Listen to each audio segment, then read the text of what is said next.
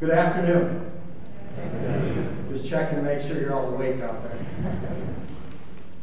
Senator Young, Assemblyman Giglio, Mayor Witt, St. Bonaventure University President Sister Margaret Carney, emergency response personnel, American servicemen and servicewomen, members of our local church communities, and citizens of this great community, thank you for your attendance here today at this 9/11 10-year anniversary remembrance ceremony. As some of you already know, I grew up in Olean and attended Olean High School and St. Bonaventure University. My upbringing in this great city was instrumental to my success as an adult and instilled a value set which served me extremely well during a 22-year active Army career, and continue to serve me well today as a university administrator at St. Bonaventure. I owe a great deal to the city and its citizens. As such, it is indeed an honor and a privilege to be here today to serve as your keynote speaker. Please allow me to take you back in time for a moment. The date was September 10th, 2001. My family and I were living in Fayetteville, North Carolina, where I was stationed in the United States Army with the mighty 82nd Airborne Division.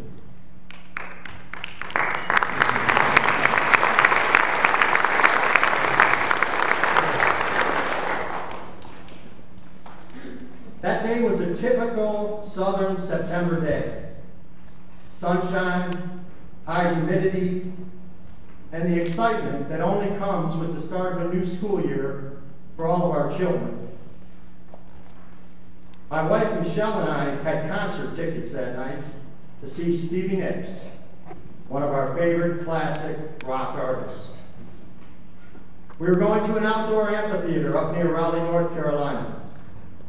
We left the babysitter at our house, began driving north, and arrived at the concert around 6 p.m. We found a great spot on the lawn and anxiously awaited the start of what was sure to be a great concert. As it grew dark, we marveled at the beauty of this particular September evening. The temperature was now in the 70s, the sky was full of stars, and a pleasant breeze blew in from time to time. Stevie Nicks took the stage, and she did not disappoint. It was an amazing concert. As I stood there swaying in the dark with my beautiful wife, I vividly recall saying to myself, life is good. I'm a blessed man with a wonderful wife and children.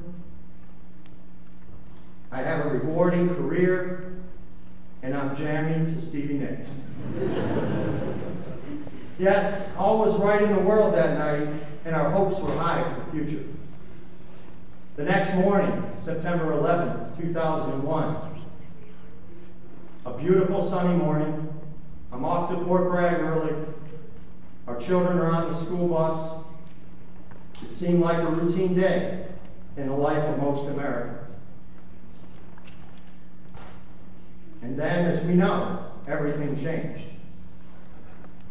4 aircraft hijacked, 2 hitting the World Trade Center buildings, 1 striking the Pentagon, and 1 crashing into a Pennsylvania field. Thousands dead, thousands in shock. Total chaos, total confusion. What had happened? Who did this? Why? America's sense of invincibility vanished at that moment. Fear prevailed. Our nation had been caught off guard, and we had paid a terrible price. The time period that followed was a blur. Constant news reports that mesmerized us, the stories of heroic acts, recovery efforts, and funeral processions.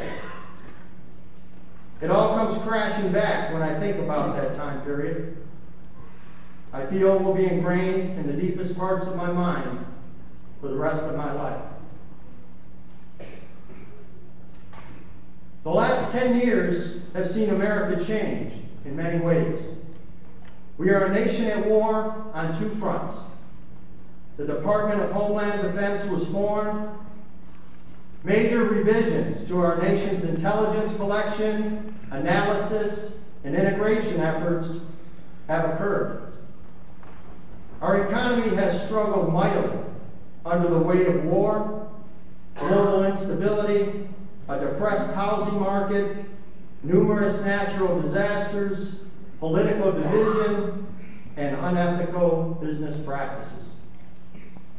The cost of a gallon of gasoline rose from $1.70 in 2001 to $3.64 today. Yes, many changes and challenges, but also many successes and opportunities. For instance, the additional security measures put in place after 9/11 have increased our preparedness and ability to thwart the next terrorist attack.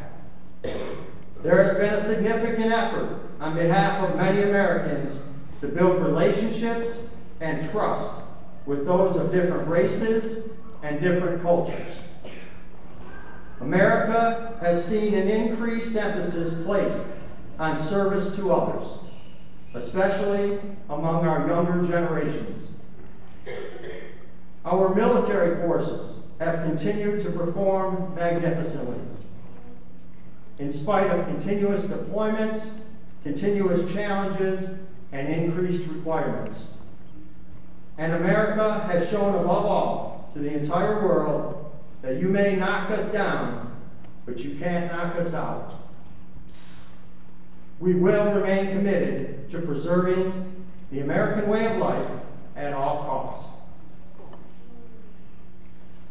So maybe you are asking yourself, what is the message for the future? I believe that we must remain vigilant and we must remain resilient in our effort to prevent another 9/11 attack. We face an enemy unlike any we have ever faced before. This enemy is committed, this enemy is determined, this enemy is competent, and this enemy is patient. All Americans must avoid the temptation to become complacent or let their guard down. Our federal, state, and local efforts must be synchronized, appropriately funded, and adaptable. We must always remember that it is highly likely that our enemy is among us, that our enemy is watching us, that our enemy is preparing, and that our enemy is patiently waiting for the right moment to strike. It appears that our government may soon bring home our forces from Afghanistan, and as you know, that process has already begun in Iraq. Whether you agree with this decision or not, the fact of the matter is that each and every American has a stake and has a responsibility in our preparedness, our security, and our ability to stop the next terrorist attack. We must demand of our elected officials that our preparedness levels on the home front remain an absolute priority, that they are uncompromisable, and that they will never be sacrificed as a result of political gain or funding decisions. We must assume that it is not a question of if another terrorist attack will occur, but when. And while an attitude of preparation and resiliency must prevail, it is also equally important that the pursuit of world peace remains a priority. From our State Department, to our churches, to individual Americans, we must always promote peaceful solutions to the most difficult of situations. Our speaker, Peter, said it much better than I ever could with regards to this pursuit of peace. But I'd like to tell you from an old soldier that we have a saying in the Army that goes like this, quote, "Strive for peace, but always prepare for war," unquote. As I close, let me again take you back in history. The date was September 10th, 2011. My wife Michelle and I jumped into the car and drove to the Seneca Casino to see Gordon Lightfoot in concert. Now I know we're 70s rock and roll junkies and you just got to accept that. The night was beautiful. The atmosphere inside the casino was exciting. I held my wife's hand and swayed in the seat as Gordon played all of his hits. As I listened to the music, I thought about my two sons, one currently in college and one a senior in high school.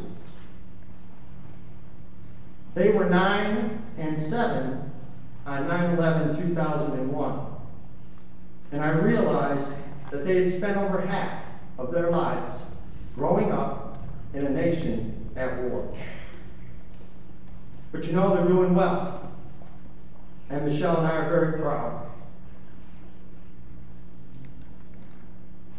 Yes, the concert was great. Drive home was uneventful. We went to sleep and we woke up on 9/11/2011. No airplanes hijacked today, no death, no chaos, no tragedy. I put on my military uniform, thank God it fit, and headed to Olean to participate in the 9/11 Remembrance celebration with my friends, family, and all of you, my fellow citizens. Yes, life is good. I'm a blessed man with a wonderful wife and children. I have a rewarding career, and last night I jammed to Gordon Lightfoot. Yes, I think all is right in the world, and our hopes remain high for the future. May God bless all of you.